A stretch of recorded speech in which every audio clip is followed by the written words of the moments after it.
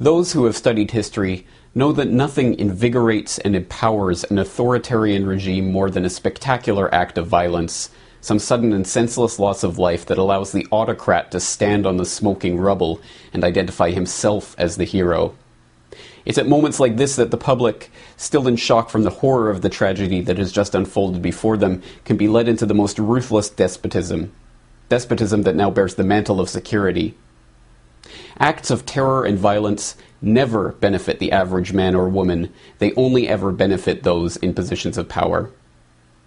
This is why Nero fiddled while Rome burned. It gave him a chance to throw out the Christians to the lions and rebuild the capital of the Roman Empire in his own image.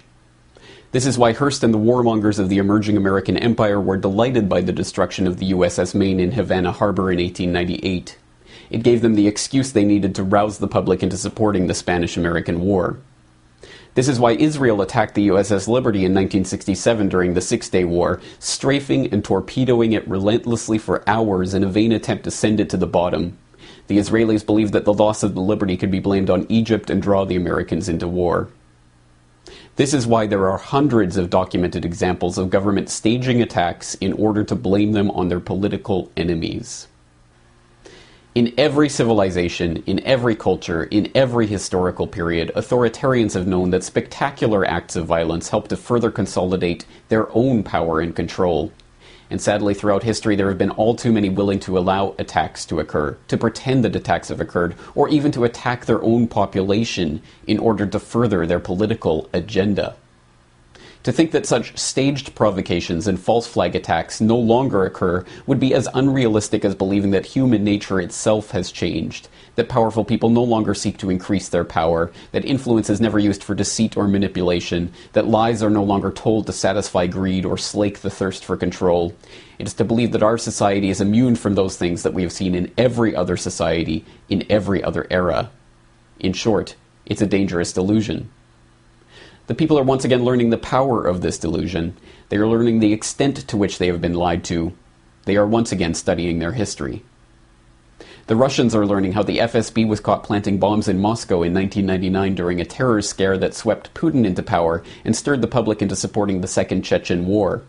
They are learning how their autocratic ex-president came to power campaigning on the graves of those his old FSB cronies had killed. The Israelis are learning how Mossad has been caught time and again posing as the very Muslim terrorists they claim to be opposing.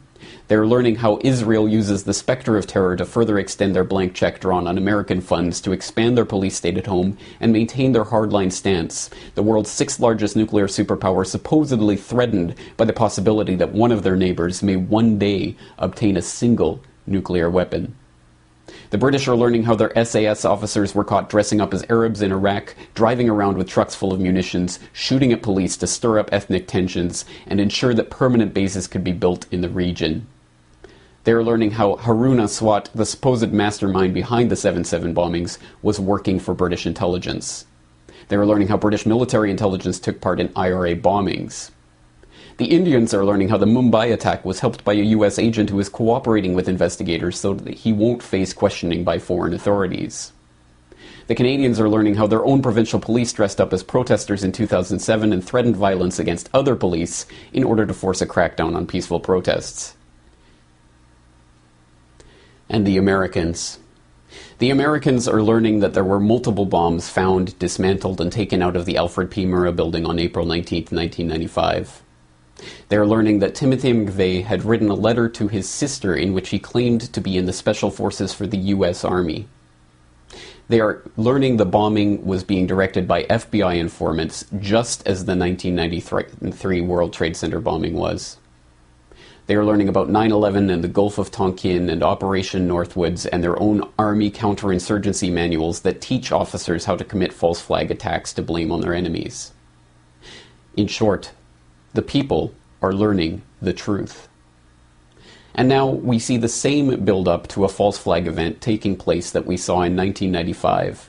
At that time, the US had a corporate media desperate to fling mud at anyone concerned by the actions of their government, and it had a government that was desperately unpopular. Today, we see the exact same factors at play. If anything, the situation today is worse than it was in the run-up to the Oklahoma City bombing, with media consolidation meaning that groups of concerned citizens like the Oath Keepers are being attacked by the controlled minions on both the left and the right. And now it is not just the militia that is being demonized by the establishment.